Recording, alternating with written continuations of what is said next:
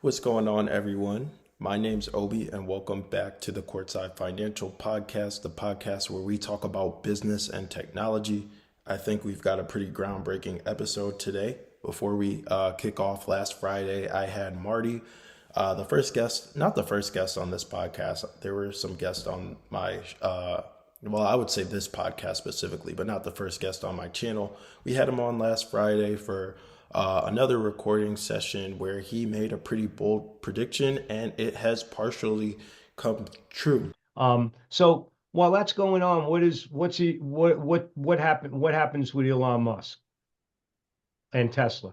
Number one, they didn't announce. Reuters announced that the Model 2 wasn't going to happen, or wasn't going to happen now, and that they were going to focus on Robotaxi. It was not well received news, even though Kathy Woods, she loves Robotaxis. She doesn't know very much about Robotaxis, but she loves them.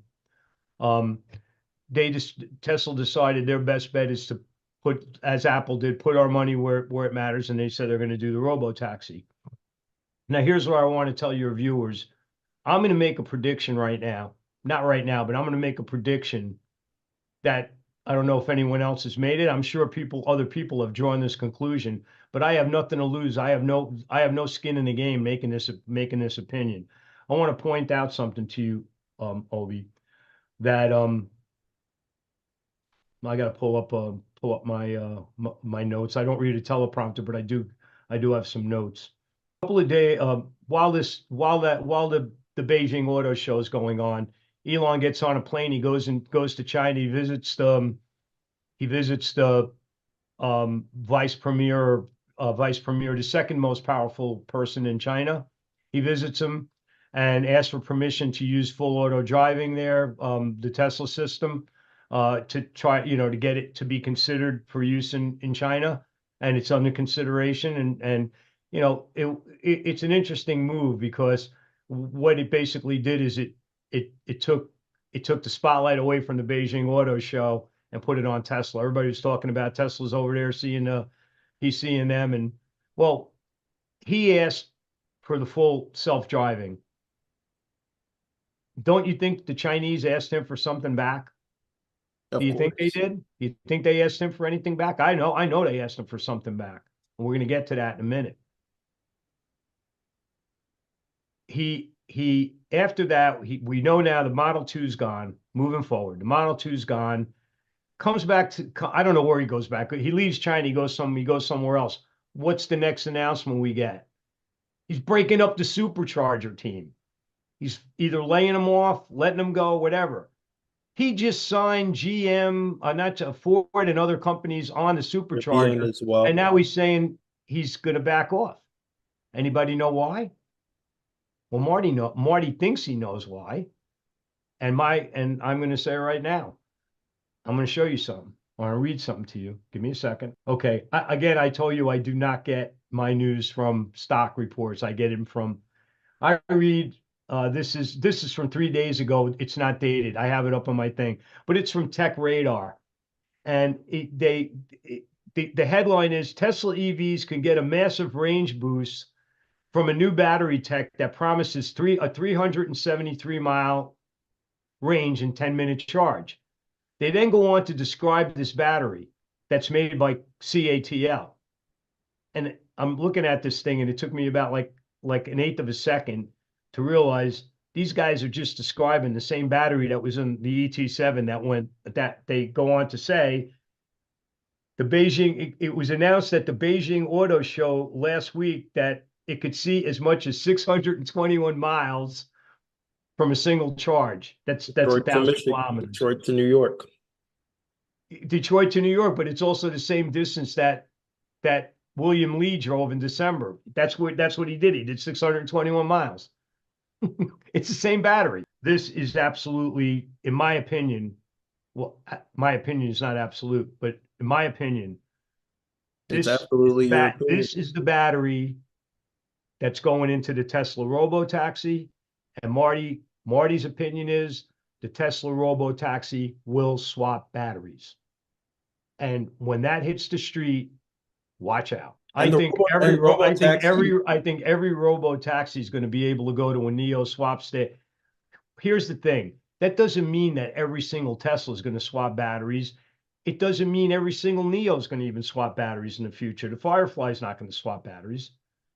Some people don't. Some people don't want to. They don't want to pay, or they don't care about that. You know, and by the way, people that are driving hybrids, they don't care about a swappable battery. They're never going to wear the And, battery out anyhow. and They don't use the battery enough. The government mandates are not going to change. Every government in the world says ICE is going. I don't know how fast it's going to go, but every government is in agreement. So the taxi industry is going to make a huge transformation. They need speed. Again, I've mentioned before the military, first responders, commercial vehicles, already finding out the best way to emulate a fill up for a gasoline car is with a swap battery. And the robo taxi, if that's the battery they're going to use, I can't see I cannot, maybe, you know, somebody could come on and make their point to say, I cannot see anybody investing in a robo taxi that will wear the battery out before that taxi is ready to go out of service. Plus, having to buy it. That's the other beauty of a swappable battery. You don't have to own it, you rent it. And if you don't need the big battery, you get the smaller battery. There's plenty of NIOs out there that have 75, they have 75 watt batteries, you know, and they work just fine. They're people who they're in urban areas. They don't have to travel great distances. They don't need a 1,000-mile battery. I personally don't need a 1,000-mile battery every day. I need it a few times a year. You know, I certainly wouldn't pay I certainly wouldn't invest $40,000 in a battery, but I'll be happy to rent one if you give me the right price and if it's available in the US. And so what I'm basically saying is that is going to be the intro of I don't see Tesla. Tesla doesn't have to put robo taxis in the US swapping batteries from day one, but they may do it in China. He said while Elon Musk was out in Beijing during the Beijing Auto Show, he was having discussions about Tesla being able to launch their robotaxi network out in China. Well, this is fresh off the press from Reuters. I'll pull up the article and read it to you. That was his prediction. It came true. Let me get this up on the screen for you guys really quick. 1 second. Okay, fresh off the press from Reuters, Tesla has proposed to launch robotaxis in China. Chinese state media reports. Tesla has proposed to launch robotaxis in China. China Daily, the newspaper, reported on Wednesday. It's Wednesday out in China right now. According to the report, China may support Tesla's domestic testing and demonstration of robotaxis, but has not approved the full implementation of full self-driving software in China. Tesla did not immediately respond to a request for comment on the China Daily report.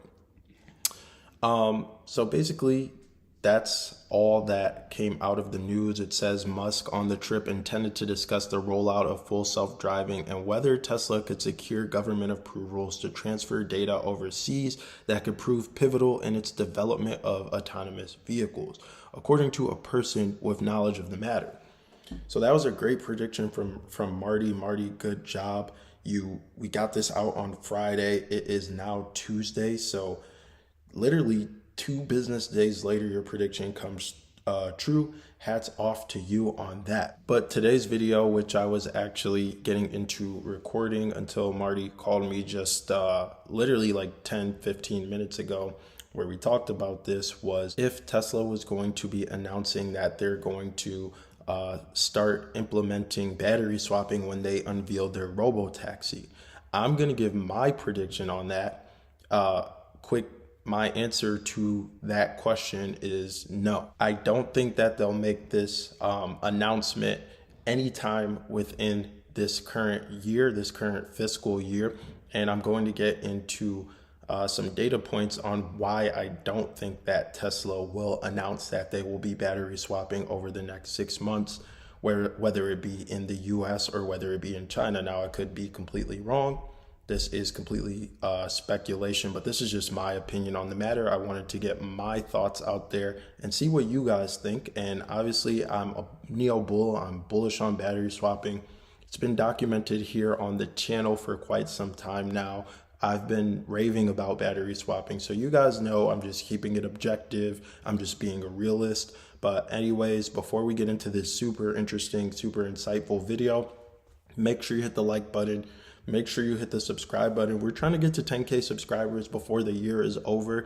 If you could help us out with that, we'd be ever so grateful. Click the notification bell icon and leave a comment down below. All your engagement really does help out the video, help out the channel to reach a broader audience. So thank you. And without further ado, let's get into the episode. So first off, let me just say that I'm very bullish on battery swapping. You guys hear me talking about all of the problems that it solved, and you've seen me raving about it on this channel over the years. Do I think that it would benefit Tesla to have swappable batteries in the Robotaxi? Absolutely. Do I think that we'll have an announcement about that over this current year? I just don't think so. But before we talk about why, let's set the stage. Speculation is rife about Tesla recently disbanding a portion of its charging team to take on battery swapping when they unveiled their Robotaxi. And then there's the announcement of CATL having a semi-solid state battery that can obtain 373 miles of range in 10 minutes and 621 miles of range when fully charged, which, as Marty pointed out, sounds very similar to NIO's 150 kilowatt hour semi-solid state battery that is already a real thing, already on the market, already has rolled off the production line. Tesla is a customer of CATL, and this is where all the speculation is coming from. So now let's get into why I don't think that Tesla will be implementing battery swapping in any form this year. Guys, I'm originally from Michigan. I've been out here the last 2 weeks. I'm currently in Michigan at my parents' house right now, but I live in Arizona. And guess what we've been having since I've been living out there? Robotaxis. That's right. Waymo, Google's subsidiary, is out there. So I say all that to say I'm a customer and I ride in Waymo quite frequently. Here's a video for proof.